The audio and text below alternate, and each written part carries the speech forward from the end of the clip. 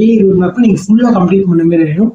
இதுல நான் கொடுக்குற ஒரு சில டிப்ஸ் எல்லாம் என்னென்ன, அதாவது இந்த ரோட் மேப்பை நீங்க வந்து ரொம்ப எஃபெக்டிவா முடிக்கணும், ரொம்ப நல்லா எஃபெக்டிவா கத்துக்கணும், சும்மா ஏனோ தானோ முடிக்கணும்னு சொல்லிட்டு முடிக்காம நல்லா எஃபெக்டிவா நீங்க கத்துக்கணும் அப்படின்னா நான் கொடுக்குற ஒரு 3 டிப்ஸை நீங்க ஃபாலோ பண்ணீங்கன்னா நீங்க கரெக்டா அந்த ரோட் மேப் நல்லா எஃபெக்டிவா முடிப்பீங்க. நீங்களே ஏஐ எப்படி நல்லா கத்துப்பீங்க.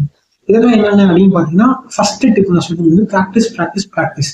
ப்ராக்டிஸ் பண்ணதான் எந்த ஒரு ஸ்கில்லா இருந்தாலும் நீங்க வந்து கத்துக்க முடியும்.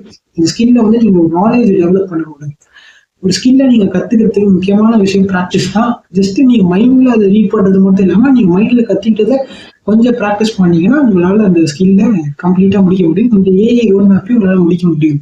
அடுத்து நீங்க பாத்தீங்கன்னா வந்து ஜாயின் ஏஐ கம்யூனிட்டிஸ் அப்படின்னு சொல்லிட்டு இன்டர்நெட்ல நிறைய இந்த கூகுள்ல அந்த இன்டர்நெட்லயே நிறைய கம்யூனிட்டிஸ்லாம் இருக்கு, ஏஐ கம்யூனிட்டிஸ்லாம் இருக்கு. அதெல்லாம் எங்க இருக்குன்னு கேட்டீங்கன்னா GitHub, Reddit,